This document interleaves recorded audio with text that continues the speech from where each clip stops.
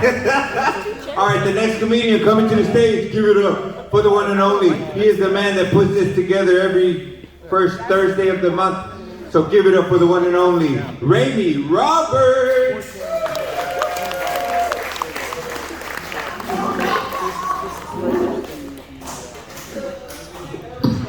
All right, my name is Ramey Roberts. Cousin Berto made it a point to point out that I put this on so you understand why I get stage time being not as funny as I am. But I'm not gonna lie, I was unprepared tonight. I didn't have anything written out, so I'm just gonna try to wing it. So bear with me. But I figured, I can talk about my dick for at least 5 minutes. Because after all, that's only 1 minute per inch of dick, which, if I'm being honest, means I'll be done in about 4 minutes and 30 seconds, which is a math joke about how my dick is 4.5 inches wide. But right now, I'll tuna can on that one. But one thing, we're in the clean section of comedy right now. One thing about me is sometimes I've been known to jerk off to internet porn, which is not unique, everyone does it, but one thing I like to do, and if you haven't done it, you should try it because it's really cool. If I'm going to jerk off to internet porn, I take the case off my phone because I like it raw. It feels way better that way. You know the old saying, skin on skin, you're in it to win, which is a joke about raw dogging strangers, which I'm glad we're coming out of the pandemic because jokes about raw dogging strangers didn't work before about a year ago because raw dogging a stranger was basically just being in the same room without a mask on. That being said, early on in the pandemic, I felt bad, but I raw dogged the shit out of this old lady in an elevator. She didn't seem to mind though. She kept making eye contact the whole time, and then that freak spit in my mouth. It was fucking ridiculous. But raw dogging a stranger is simultaneously the most exhilarating / terrifying thing you can ever do. One minute you're like, dude, this is great, I'm about to get some ass. The next minute you're like, oh, I have AIDS. Unless, is there a 5-second rule for AIDS? Like if you pull it out and clean?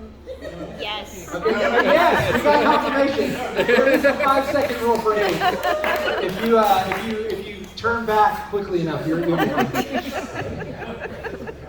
Yeah, what happened to just regular ass AIDS, dude? We got all these variants. Regular ass AIDS, dude. But now, my beautiful wife just showed up. I waited to come on so she could see this. She's very lucky. But she doesn't like it when I jerk off, but she can always tell when I've been jerking off because of the Cheetos dust all over my dick. I would say that Cheetos are a guilty pleasure of mine, but I don't feel guilty about that at all. Those motherfuckers are delicious. You do have to watch out for the Flamin' Hots, though. Those can get you into some trouble. But as you can tell, Go back to the HEB. it's highbrow comedy right now. But as you can tell, I do have somewhat of a penis complex. But my wife says that I have a penis complex from seeing porno and seeing giant porno dicks.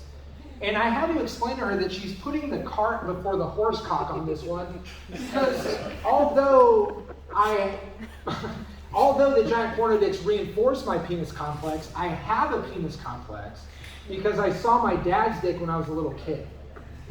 Now, everybody in this room knows what I'm talking about, but not Cousin Berto. Cousin Berto was wearing adult Depends as a toddler just to have a place to store all the dick.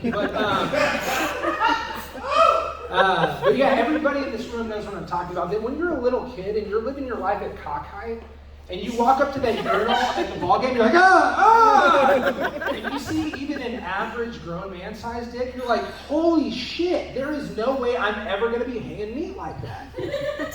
And it got me thinking though. I'm like, well, wait a minute. Did my dad have an average-sized dick and it was just perspective? So it looked big because I was a little kid, or did my dad really have a big fucking dick? And it's weird because I haven't had a relationship with my dad in over 25 years, and all of a sudden I'm obsessing over his dick. I'm like, how big is this motherfucker's dick? And it turned out bad because I was actually out and about. And I looked over and I'm like, oh shit, there's my dad. I saw him. And he saw me, so he turned to leave.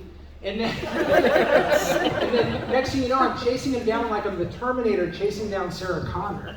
And then I'm getting drug out of the farmer's market, holding onto my dad's pant leg, yelling, "Show me your dick, Dad! Show me your dick!" But it turned out that was not his pant leg. That was his knee-hanging dick. This motherfucker's hung like a goddamn mule. So I'm working on that in therapy. And I tell you, this is all dumb, but I tell you this to explain why I make it a point to fluff myself before I get out of the shower, just in case my kids are there. I do it for the children. I do it for the children. Because if you're going to give your kids a dick complex, you want to make sure that you give them the appropriate dick complex. I mean, you don't want your kids growing up thinking, "Damn, my dad had a fucking tater tot dick." Two things, real quick. I hate to explain a joke, but two things. I'm a grower, not a shower. And tater tots are fucking delicious. That's what I'm saying. But I wish I had known this trick earlier because my son's younger and my son knows what I'm doing. My son gets it. But my daughter, who's older, one day I got out of the shower and I was unprepared, if you will. And I look over and I'm like, "Oh God, my 5-year-old daughter's just standing there." And she started to hysterically laugh at my junk. Hysterically. If you ever wanted to feel like a miserable piece of shit, have a 5-year-old laugh at your junk. So I'm working on that in therapy as well. I'm glad you guys are laughing for the most part because apparently I've been bumming my friends out lately really badly because 3 of my friends, unrelated to one another, have told me, like, "Hey man, maybe you should think about taking an antidepressant." And I just went, I'm like, "Man, I don't want to take drugs. I want to do drugs." And it's weird that I attach a stigma to antidepressants and pharmaceuticals in general. Because if a dirty hippie walks up to me and they're like, "Hey man, do you want to get high?" I'm eating that directly out of their crusty hands. No questions asked. I don't care where it came from. I don't care who made it. I don't really even care what it's going to do to me as long as it fucks me up. But a friend of mine, out of genuine concern for my mental well-being, is like, "Hey man, maybe you should take an antidepressant." I'm like, "Oh God, I don't know. I don't know, man. I mean, that was developed by a scientist, and it was made in a heavily regulated multi-million-dollar facility. Are you sure you can trust that shit?" I guess.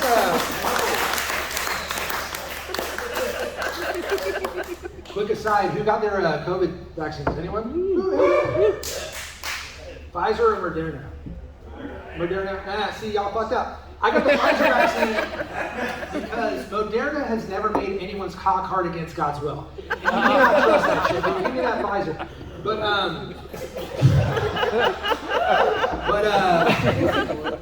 it was a little blue pill. Yeah, a little blue pill.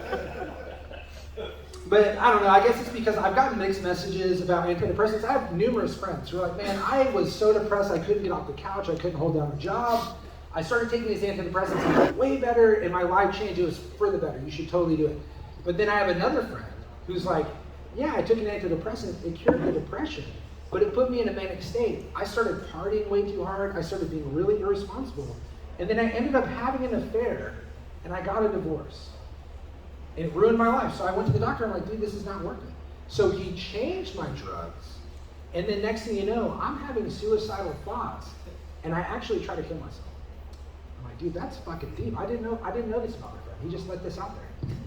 And I was like, "Man, that's fucked up that this doctor, this medical professional, did not warn my friend that one of the serious possible side effects of these antidepressants was weekend pussy."